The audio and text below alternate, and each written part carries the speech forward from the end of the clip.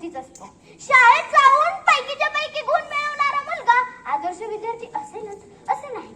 आपण मुलांच्या शालेय गुणांना आधारे त्यांचे मूल्यमापन करू शकत नाही, परंतु शाळेत न जाता आपल्या आई वडिलांची सेवा करणारा, त्यांना कावडीतून तीर्थक्षेत्रांना घेऊन जाणारा श्रावण बाळ हा सुद्धा एक आदर्श विद्यार्थी ठरतो. आदर्श विद्यार्थी हा प्रत्येकाच्या नजरेमध्ये वेगवेगळा असू शकतो. गुरुच्या नजरेमध्ये आदर्श विद्यार्थी हा शिस्तप्रिय, आज्ञाधारी, चिकित्सक, कष्टाळू, प्रामाणिक, हुशार असा असतो. प्रत्येक माणसामध्ये आदर्श असा एखादा गुण असतोच. हे झाले एका गुरुच्या मनातील गुण. परंतु शाळेत न जाता एखादी व्यक्ती आदर्श व्यक्ती असू शकते, ती सुद्धा एक आदर्श विद्यार्थी ठरते. आज शिक्षण क्षेत्रातील बदलामुळे सर्वत्र शाळांमध्ये स्पर्धा परीक्षेचे वातावरण निर्माण झाले आहे. केवळ शाळेत ज्यांना पैकीच्या पैकी गुण मिळत आहेत त्यांचे कौतुक केले जाते, ज्यांना कमी गुण मिळत आहेत त्यांच्याकडे दुर्लक्ष केले जात आहे. त्यापेक्षा आपण आपल्या एखाद्या क्षेत्राकडे लक्ष केंद्रित करून त्या क्षेत्रात नावलौकिक कमावले तर अशी मंडळी सुद्धा आदर्श विद्यार्थीच ठरते. फार वर्षांपूर्वी मुलांना आश्रमशाळेत शिक्षण दिले जात. मुले आपली घरे सोडून गुरूंच्या समवेत आश्रमशाळेत शिकत. यासाठी अर्जुनाचे उदाहरण आपणास माहीतच आहे ना. आदर्श विद्यार्थी हा आपल्या ध्यानासाठी तत्पर असावा.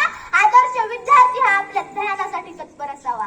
गुरु द्रोणाचार्यांच्या समवेत निपुण झालेला अर्जुन हा आदर्श विद्यार्थी ठरतो.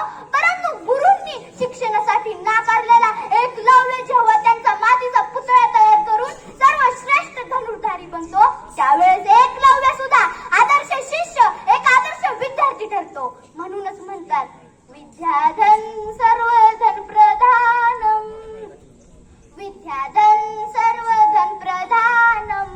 माझ्या मते आदर्श विद्यार्थी कसा असावा? आपल्या आईची इच्छा पूर्ण करून ज्याने स्वराज्य निर्माण केले असा छत्रपती शिवाजी महाराजांसारखा असावा, असा छत्रपती शिवाजी महाराजांसारखा असावा. शिक्षण हे वाघिणीचे दूध आहे आणि जो ते प्राशन करेल तो गुरगुरल्याशिवाय राहणार नाही असे सांगणारे डॉक्टर बाबासाहेब आंबेडकरांसारखा असावा, असे सांगणारे डॉक्टर बाबासाहेब आंबेडकरांसारखा असावा. स्वप्ने ती नाहीत जी झोपेत पडतात, स्वप्ने ती नाहीत जी झोपेत पडतात, स्वप्ने ती आहेत जी झोप येऊन देत नाहीत, स्वप्ने ती आहेत जी झोप येऊन देत नाहीत असे सांगणारे डॉक्टर एपीजे अब्दुल कलामांसारखा असावा, असे सांगणारे डॉक्टर एपीजे अब्दुल कलामांसारखा असावा. आदर्श विद्यार्थी हा भविष्यवेधी असावा. भविष्यातील आव्हानांना तो हसत मुखाने सामोरा जाणार असावा. याचे ज्वलंत उदाहरण म्हणजे ग्रेटा थनबर्ग होय. अवघ्या 15 वर्षाची मुलगी जिने ग्लोबल वॉर्मिंग व हवामानातील बदल थांबविण्यासाठी स्वतःच्या देशाच्या बाहेर सत्याग्रह केला, असे व्यक्तिमत्व म्हणजे एका आदर्श विद्यार्थ्याचेच असू शकते. ज्या 9 वर्षाच्या शिरीष कुमारला देशप्रेम समजले व देशासाठी आपल्या छातीवर इंग्रजांच्या गोळ्या घेतल्या, तो सुद्धा एक आदर्श विद्यार्थी ठरतो. 10वी नापास असूनही ज्याने आपल्या खेळाच्या कौशल्याने सर्वोच्च स्थान मिळवले क्रिकेटमध्ये, तो सचिन तेंडुलकर, त्याचे गुरु रमाकांत आचरेकर यांच्यासह सर्व जगात एक आदर्श ठरतो, सर्व जगात एक आदर्श ठरतो. आपल्यात असलेल्या प्रतिभा ओळखून त्या क्षेत्रात नावलौकिक कमावते तेच खरे आदर्श विद्यार्थी ठरतात.